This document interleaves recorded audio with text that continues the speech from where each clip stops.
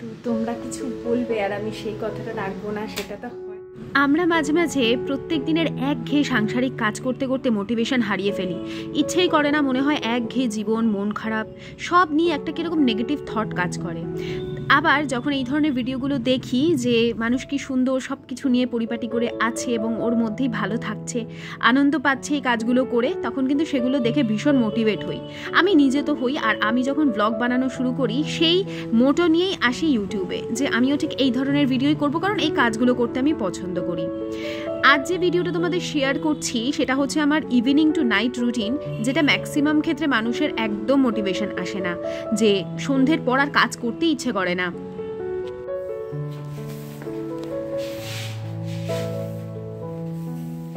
এই সময় 5:30 মতন বাজে। আমাদের 3 তলায় যেহেতু ঘর বানানো হচ্ছে, কাজ হচ্ছে, তো সারাদিন প্রচুর ধুলো ময়লা, ইট ভাঙার যে গুঁড়ো সেগুলো তো পড়ছেই।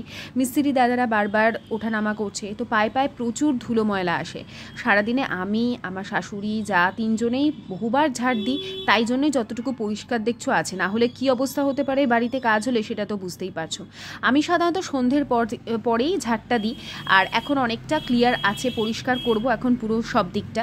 তো ভাবলাম এইখান থেকেই আজকের ভিডিওটা শুরু করি। আসলে সারাদিন এত কাজকর্ম থাকে যে মানে ইচ্ছে করে না যে ভিডিও করি, কারণ খুব তাড়াতাড়ি আমি সব কাজগুলো কমপ্লিট করবার চেষ্টা করি।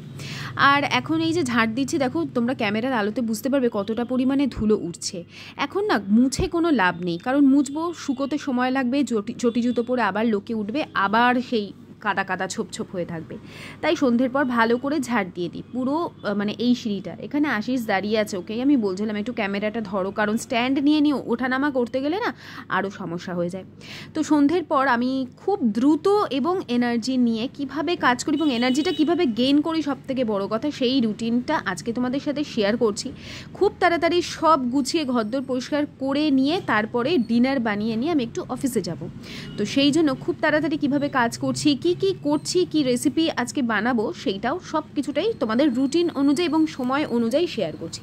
তো প্রথমেই বলে দিলাম, এখানে তো 5:30 মতন বাজে, আর 5-6 মিনিট আমার লেগেছে এই জায়গাটা পুরোপুরি ঝাড় দিয়ে পরিষ্কার করতে, মানে ওপর থেকে নিচ পর্যন্ত। তো হয়ে গেছে, হয়ে এরপরে আমি আবার দোতলায় এসেছি, এসে এবার একটু ফ্রেশ হলাম, মানে ফ্রেশ হব আর কি, কারণ সন্ধ্যাবেলা তো অবশ্যই জামা কাপড়গুলো ছাড়বো। আর তার আগে এখানে না এই যে বলছিলাম না, এইগুলো আমার শাশুড়ির ঘরের ডাইনিং টেবিলের চেয়ার ছিল, চেয়ারগুলো খুব ভালো মজবুত আছে, একটু ঠিক করতে হবে, যেন মা এনে নিচে রেখে দিয়েছে। তো সেগুলোকে দেখতে খারাপ লাগছিল বলে আমি এই সাইডটা একটু সুন্দর করে সাজিয়ে দিয়েছি। আর আশিসকে বলছিলাম যে ওই ঢাকনাটা দিয়ে ঢাকা দিয়ে, তো বলছে না ওটা আমার সিলিন্ডার, মানে ওর যখন মালপত্র যায় ওগুলো ঢেকে নিয়ে যায়, তাই বলছে ওটা নিও না। তাই বললাম কী নেবো, সব ভাবনা চিন্তা করছি। তা বলে এইভাবে উপর করে দাও, বললাম না এইভাবে করে দেখতে বাজে লাগছে, তার থেকে আমি দেখি পরের দিন কিছু একটা গদি মতন ওখানে সেট করে একটা ঢাকনা দিয়ে দেবো। তো যাই হোক ওরকম করে দিলাম। আর এই চটি জুতো সব এলোমেলো ছিল, সেগুলোকে সব জায়গা মতন সেট করে এসেছি। আর মানে প্রচুর ধুলো উঠছিল, তোমরা হয়তো ক্যামেরাতে দেখেই বুঝেছো ধুলো উঠছিল, আমি খালি চোখে বুঝতে পারছিলাম না, ক্যামেরাতে আলো পড়ছে তাই তখন বুঝতে পারছি যে কী পরিমাণে ধুলো। তো যাই হোক আমি নিচটা পুরো পরিষ্কার করে সাজিয়ে গুছিয়ে চলে এসেছি ওপরে, মানে আমার ঘরে চলে এসেছি। আর এখানে হ্যাঙ্গারে এখন তো জানোই ছাদে জামা কাপড় মেলতে পারছি না, তাই হ্যাঙ্গার করে নিয়ে আমি ওই আমার বারান্দা থেকে ঝুলিয়ে মেলে দিই সব। তারপরে সন্ধেবেলা যখন 2 দিন তো জামা কাপড় কিচ্ছু শুকোয়নি, সেই 2 দিনে জামা কাপড় রয়েছে, আরও বারান্দায় বেশ কিছু জামা কাপড় ছিল, সেগুলো সব ভাঁজ করে ক্যাবিনেটের ভেতর ঢুকিয়ে দিয়ে এসেছি। আর এইটা কিছুক্ষণ একটুখানি ঝেড়ে ঝুড়ে রাখলাম, কারণ এখন যদি এগুলো কাচতে চাই শুকোনো বিশাল ডিফিকাল্ট হয়ে যাবে, মানে যে পশমের যে আমার হাউস কোটটা দেখলে, তো সেই সমস্ত জামা কাপড় এখন পাটে পাটে ভাঁজ করে রেখেছি, আশিসেরটা, আমারটা আর আয়ুষ্মানেরটা। আর যেগুলো রাতে আমরা পরবো সেগুলো ওই মোড়ার ওপর রেখে দেবো, কারণ এসে আবার হাতের কাছে না পেলে যেটা পারবে সেটা টেনে টেনে নিয়ে নেবে আর গোছানো জিনিস অগোছালো করে দেয়। তো এইভাবে আমি প্রথমে সব জামা কাপড় একসাথে ভাঁজ করি, তারপর জায়গাটা জায়গায় রেখে আসি। এখন এই যে ক্লিপগুলো দেখছো, এই ক্লিপগুলো আমি একটা ব্যাগের মধ্যে রাখছি। এই ক্লিপগুলো আবার ওই হ্যাঙ্গারের সাথে ঝুলিয়ে 2 সাইডে সেট করে দিই, যাতে নিচের দিকে কোনো কারণে হাওয়ায় পড়ে না যায়। তো এদিকে তো হয়ে গেল, এখন বিছানার ওপরে ধুলো ময়লা এদিক ওদিক একটু আধটু পড়েছিল, সেগুলো আবার ঝাড় দিয়ে দিলাম। তো হয়ে গেছে আমার এখানটা গোছানো। আর চলো এবারে ডিনারটা ঝটপট বানিয়ে নিই। তার আগে আমি কি করেছি বলো তো, বেশ কিছু সবজি কেটে নিয়েছি। আমি কিন্তু সবজিপাতি কেটে রাখি না, কারণ ওই সময়টা এখন আর পাই না, তাই যখন করি তখনই কেটে নিই। বিনস ছিল না, মানে একটু বিনস দিলে ভালো হতো, তার বদলে এখানে গাজর, বিট, আলু আর কিছুটা ক্যাপসিকাম দিয়ে দিয়েছি। এইভাবে তরকারিটা করো, ঝটপট হয়ে যাবে, তার সাথে সাথে টেস্টি খুব হয়। এখানে নুন আর হলুদ দিয়ে আমি এখানে 2-3টে সিটি দিয়ে দেবো, যাতে পুরো সবগুলো সেদ্ধ হয়ে যায়। কারণ বিট একটু সেদ্ধ হতে সময় কিন্তু লাগে, মুখে খুব কচকচ করলে কিন্তু বিট খেতে ভালো লাগে না। এমনি আমার বিট খেতে খুব একটা আমার খুব একটা পছন্দের সবজি এটা নয়, তবে যেহেতু সিজনাল সবজি আমি আমার ফ্যামিলিকেও খাওয়ানোর চেষ্টা করি আর আমি নিজেও খাই। তো যখনই প্রেশার কুকার বসাই আমি কিন্তু সব সময় ছিদ্রটা চেক করে নিই। এটা আমার মা আমাকে বরাবর শিখিয়েছে, কারণ প্রেশার কুকার থেকে কিন্তু বিভিন্ন ধরনের বিপদ আসে। আজকে আটার প্যাকেটটা ঢেলেছি, 10 কেজি আটার প্যাকেট। আমার পক্ষে একটু কেটে না ঢালাটা অসুবিধাজনক হয়, আমার শোল্ডারে একটু সমস্যা হয়। তো যাই হোক, একা একাই করেছি, কোনো কিছু নিয়ে আমি এখন ভাবি না। আগে ভাবতাম যে শোল্ডারে ব্যথা হবে বা সিলিন্ডার টানতে আমার একটু সমস্যা হতো, যেহেতু আমাদের এমনিতেই সিজার করে বেবি হয়েছে, তো আমাদের অনেক কিছু সাবধানতা অবলম্বন করতে হয়। কিন্তু আমি সেগুলো সব করি যতক্ষণ না কোনো সমস্যা হচ্ছে, নিজে একা একাই সবটুকু করি। এগুলো হচ্ছে নিজের মনের জোর, নিজেকে বাড়িয়ে নেওয়ার আর কি ছোটো ছোটো ট্রিক্স। কেউ না থাকলে কার ওপরই বা ডিপেন্ড করবো, যখন ঘরে কেউ থাকে না, হয়তো সেই সময় সিলিন্ডার শেষ হচ্ছে, নিজেকেই টেনে এনে ওই অনেক কিছু পন্থা নিয়েছি। কিছুটা ঘষে আনি, যেই জায়গাটা তুলতে হয় আস্তে করে ব্যালেন্স করে তুলি, এইরকম করে। তো এদিকে আটার বস্তা থেকে ঢেলে নিয়েছিলাম আটাটা, আর এখানে একটু বেশি করেই আটা মেখে নিয়েছি পরের দিনের ব্রেকফাস্টের জন্য। কারণ পরের দিন সকাল থেকে আমার প্রচুর কাজ আছে, প্রচুর কাজ, বাড়ির সংক্রান্তই কাজ আর কি। কারণ ছাদের অবস্থা খুব খারাপ, সেইগুলো লোক ডাকিয়ে একটু ভেতরে করা, এগুলো করতে হবে আমাকে আশিসের সাথে। কারণ আশিস না নিজে এগুলো নিয়ে ভীষণ পাজলড হয়ে যাচ্ছে। আমি যদি শুধু ঘরের কাজটাই দেখতে থাকি, ও সব কিছু সামলাতে পারছে না, কারণ ওকে নিজের বিজনেস দেখতে হচ্ছে, আবার বাড়িতে কাজ হওয়া, এই সমস্ত লোক ডাকাটাকেও পাজলড হয়ে যাচ্ছে। ও বলছে আমার আর ভালো লাগছে না, ওর মধ্যে একটু মন খারাপ কাজ করছে। একা সব কিছু করতে গেলে তখন একটু মনে হয় যে কেউ যদি সাথে আসে, পাশে দাঁড়ায়, তখন সেটা সবাই চায়। এবারে ও মুখ ফুটে কাউকে বলে না ঠিকই, কিন্তু আমি বুঝতে পারি যখন ও আপসেট থাকে এবং আমার কাছেই সেটা প্রকাশ করে, তো আমাকেই ওর পাশে এসে দাঁড়াতে হয় আর কি। তো সেই জন্য আমি ভাবলাম যে যাই ওর কাছে, ওই জন্যই আরও বেশি করে অফিসে যাব। কারণ ও যখন বেরিয়েছে তখন ওর মনটা ভালো ছিল না। আর ওর যখন মন খারাপ হয়, স্বাভাবিকভাবে আমরা প্রত্যেকটা স্ত্রী দেখবে আমাদের স্বামীর মন খারাপ হলে আমরা ভীষণ আপসেট হয়ে থাকি। তো এদিকে আমি বাসনপত্র দুপুরের বেশ কিছু ছিল, সেগুলো মাজা হয়নি, যেহেতু ঠান্ডা ঠান্ডা তো বারে বারে জলটা ঘাটতে ইচ্ছে করে না, যখন ইচ্ছে করে না তখন রেখে দিই। তো এই সমস্ত বাসনপত্র এখন আমি আগে ধুয়ে নেব। ওদিকে সেদ্ধ বসিয়ে দিয়েছি সবজিটা, তার সাথে সাথে আটাও মেখে রেখে দিয়েছি, ফলে আটাটাও একটু রেস্ট হচ্ছে। আর আটা না আমি একটা টিপস আগেও বলেছি, আবারও বলে দিচ্ছি, খুব বেশি মাখার দরকার হয় না, হাত দিয়ে ডলে ডলে অত মাখতে হবে না, জল দিয়ে জাস্ট জড়িয়ে রেখে দাও, তারপর ওটাকে রেস্ট করতে দাও, দেখবে নিজে থেকেই সেট হয়ে গেছে। তারপর 2-3 বার একটু মথে নিলেই কিন্তু খুব সুন্দর আটাটা সেট হয়ে যায়। আর আটা রুটি হবেও খুব নরম, খুব ঝটপট। তো এদিকে পরিষ্কার করে নিলাম সঙ্গে সঙ্গে। আর এদিকে দেখো প্রেশার থেকে এটাকে প্রেশারটা রিলিজ হয়ে গেছে। এখন সবজিগুলো কোনো জল কিন্তু এখান থেকে ফেলবো না, এই জলটুকু পুরো তরকারিতে লেগেই যাবে, তো সেই পরিমাণ অনুযায়ী কিন্তু জল দিতে হবে। আর এই গাজর বলো, বিট বলো, এগুলো থেকে খুব একটা জল বেরোয় না, যেটুকু জল আমি সেদ্ধর জন্য দিয়েছিলাম সেই পুরোটাই এখানে রয়েছে এবং এইটুকুই লাগবে। এরপরে আমি প্রেশারটাও বের করে দিয়েছি, সঙ্গে সঙ্গে একটু ঠান্ডা হলে ধুয়ে রেখে দেবো। এদিকে কড়াইতে আবার সর্ষের তেল নিয়ে নিলাম, খুব বেশি না, 2 চামচ মতন মনে হয় নিয়েছি। তার সাথে এখানে দিয়ে দিলাম অল্প পরিমাণে 5 ফোড়ন। শুকনো লঙ্কা আমি ইউজ করি না, কাঁচা লঙ্কা দেবো। আর এখানে দিয়ে দিচ্ছি আদা রসুন আর একটা কাঁচা লঙ্কা বাটা, খুব সামান্য আদা রসুন লাগবে, হ্যাঁ, কারণ এই তরকারিটাতে আদা রসুন না দিলেও চলে, তুমি সিম্পল 5 ফোড়ন দিয়ে জিরের গুঁড়ো দিয়েও করতে পারো, তাতেও খুব টেস্টি হয়।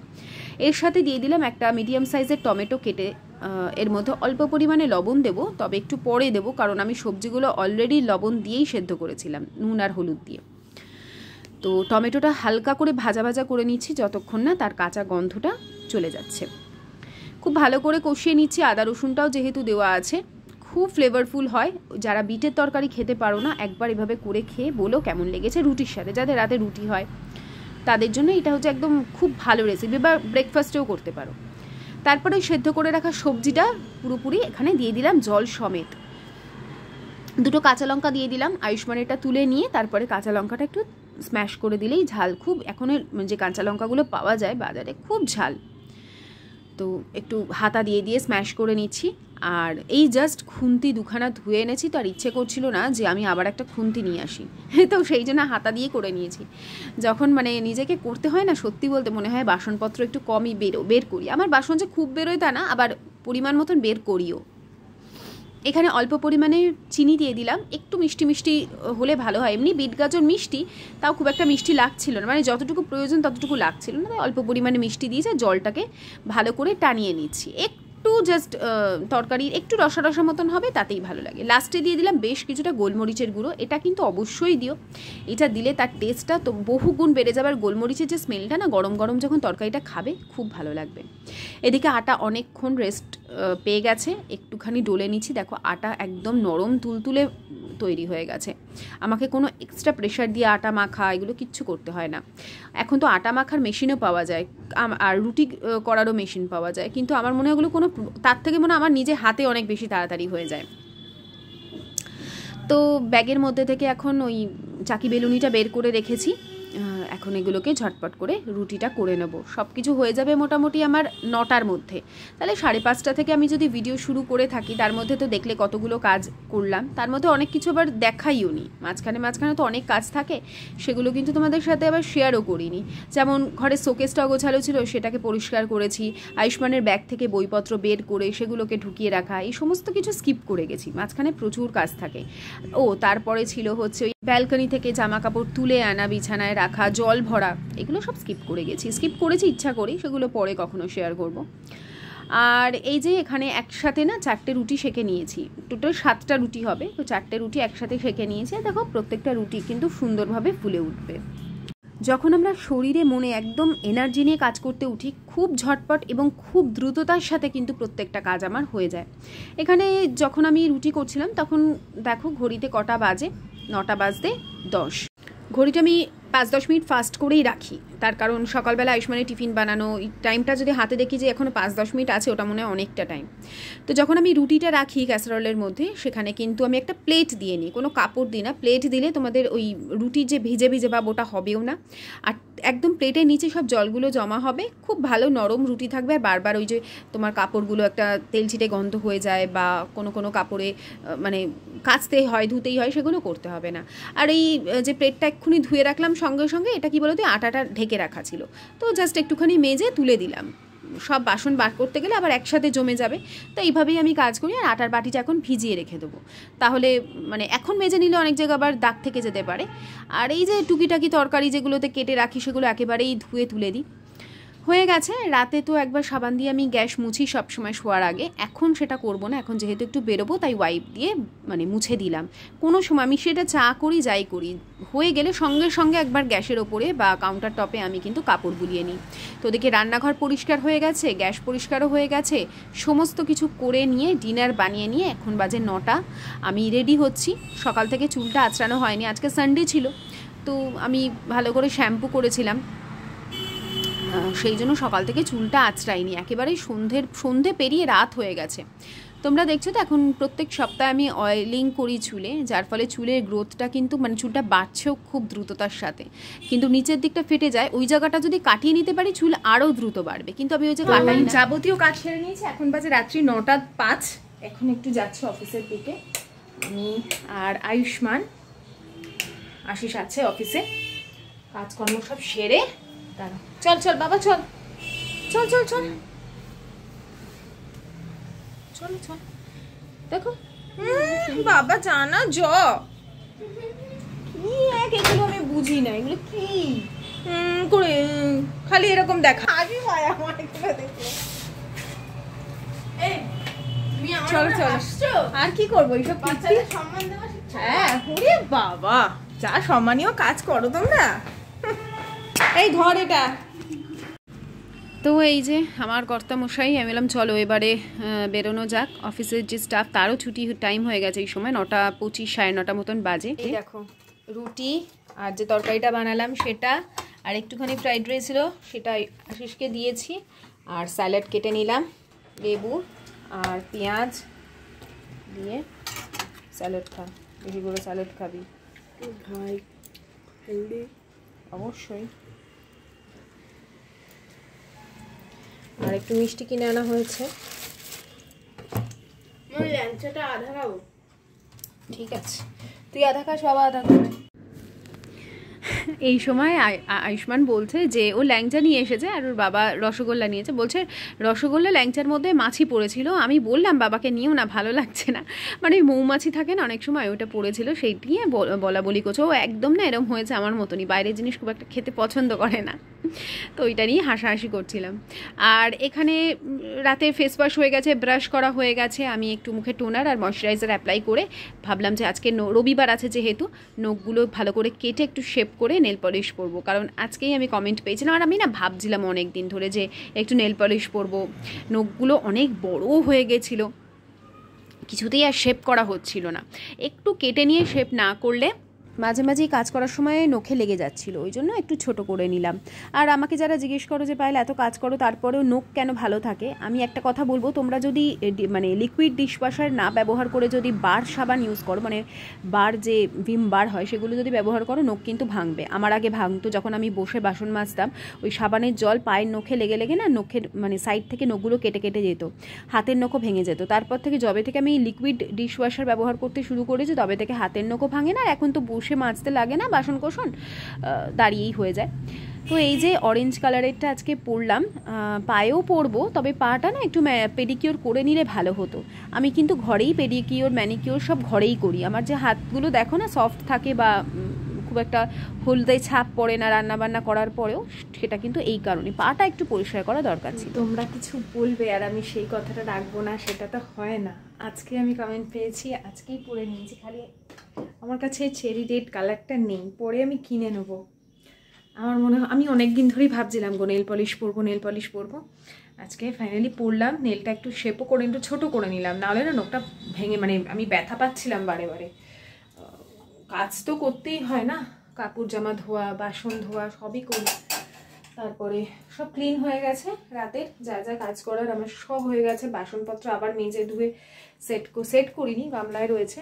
বিছানাপত্র সব গোছানো, ওরা শুয়েও পড়েছে। এখন 12টা বাজতে 15, সব তাড়াতাড়ি হয়ে গেছে। ডিনার টিনার তাড়াতাড়ি বানিয়ে নিয়েছিলাম তো, এসেই খেয়ে শুয়ে পড়েছে, ওরা টায়ার্ড তো। এখন আমিও শুয়ে পড়বো, তার আগে শোবো বলতে কি আমার তো এডিটিং থাকে, রাতে এডিটিং কমপ্লিট করব। তারপর কালকে সকাল সকাল ঘুম থেকে উঠতে হবে, অনেক কাজ আছে কালকের, ওই জন্য সকাল সকাল ঘুম থেকে উঠবো, উঠে রান্নাবান্না সেরে টিফিন করে আনবো তাড়াতাড়ি করে। এদিকে চিয়া সিড বাদাম সব ভিজিয়ে দিয়েছি, আর বেশ ভালো লাগছে জানো তো, হাতে নেল পলিশটা পরে পায়ে পরে, পাটা একটু ক্লিন করতে হবে, পরে করব।